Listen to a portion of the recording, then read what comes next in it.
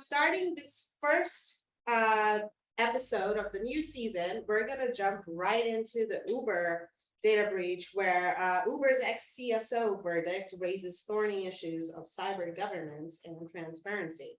So the chief security officer of the ride-sharing firm is seen by many as a scapegoat for an unsupervised and unaccountable corporate culture. I believe that he tried to hide the fact that they were breached a couple times, and he paid like hackers $100,000 in Bitcoin and made them sign an NDA. Totally works. That's my hot take.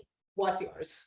You may want to hide the Excel formulas.pdf that you're showing everyone. Oh, I did it for you, but go ahead. Okay. So Excel formulas aside, so this is not a straightforward case. This is very controversial. I don't know all the intimate details, but I'm pretty against this ruling. Even if people can justify a criminal ruling for what should very obviously be a civil matter. I think that this is just a toxic relationship between the entire US business world and CISOs. Yep. So I'm going to make 2 quick points. One, I don't know how he got them to sign an NDA when he didn't know who they were. That's fascinating to me. Like, there's a whole new world of legal documents now. Well, they signed as like dark crypt and like butt lore, you know? Right. Right. Like, yeah. I would actually hope they sign themselves as a meme or an NFT even. Yeah. Right? Like, here's my NFT that I signed with. So that's fascinating to me. The other thing that's interesting about this case is the CSO was charged, but he had actually made the rest of the executive team aware of the situation, and they got away.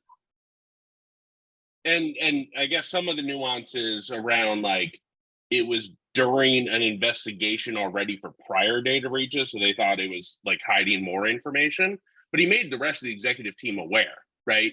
So I feel like it's either everybody's culpable or nobody is, and they just singled him out.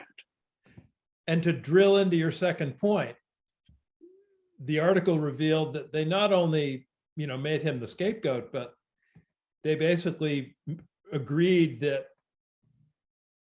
higher level executives would never be prosecuted, but they could push the blame down onto the next level of executives. Right. Which is pretty heinous. I mean, this is the death of the CISO. If this stands, and I hope it doesn't, this is, the CISO can't exist. You can't have all of the C-level executives get off scot-free except for one dude who goes to prison, right? Like, hey, great job, lots of perks, you're an executive, you're C-level, you might go to jail, but like, you'll have a good year and a half. Like, no one's going to sign up for that. Well, that's why CISO is career is soon over and CIO is career is over. I thought it was chief inmate security. Well, so I also draw, like, there's another piece of the language in that article, which I thought was interesting, was like, CISOs are now trying to put language into their contracts to make them not culpable, right? And it reminds me so much of like my kindergartner going on a field trip, and it's like, we're not responsible for anything. Well, if you beat my child on a field trip, you're still liable. Like, regardless of what you put in legal language, you're still liable. So, I see both sides, but yeah, I agree with Steve. I mean, it's kind of ridiculous where it's gone if you're not going to hold everybody accountable, especially since he made them aware. Well, and there's been a lot of analysis on this, and there's a lot of reasons why this is a shit case. But one of the things is, and I don't know if any of this is true, I'm just reading the analysis, I don't know the intimate details. They said that he's also a lawyer, and so he actually had client confidentiality that he couldn't breach, and so he was a CISO and he still maintained his law with the bar.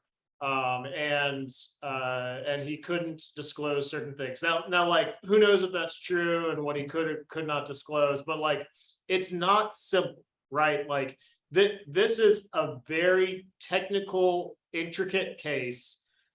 Even the case that it's like, well, he paid hackers and made them sign an NDA. What's the difference between that and a bug bounty, where you pay the bug finder and then you make them sign an NDA? It's literally the same. So this is not cut and dry. Anyone who thinks that this is a very easy case is sorely mistaken. And I just think it adds to the toxic relationship. You can't have the security team be responsible for all security, everyone else fights against them, and then they go to jail. Like, that doesn't work. I find it hard to believe that he's being the one singled out, and the company isn't backing him at all, and he didn't make this decision on his own. There's no way. I don't believe that. He had to have some of that upper management that now gets to avoid the charges in court, and this guy's getting screwed, I think. So I agree with you, Steve. There's a Especially funny from Uber. So, sorry, Frank, go ahead. there's a funny paragraph here saying there's a long-running joke in the security community that the S in CISO does not stand for security, it stands for scapegoat. Now, yeah. Yeah, I can tell how hard companies try to keep their reputation untouched by the huge inventive and creativeness of the euphemisms they often use when they are asked over a breach allegation. Words like cyber incident, IT problem, privacy issue usually come up. Now, I would say, let's not be too harsh on this man. Say he was a scapegoat, or that those supposed hackers were cover-ups for the sake of the company's reputation. Maybe we can call this, I don't know, a white hat CISO misunderstanding. A misunderstanding with months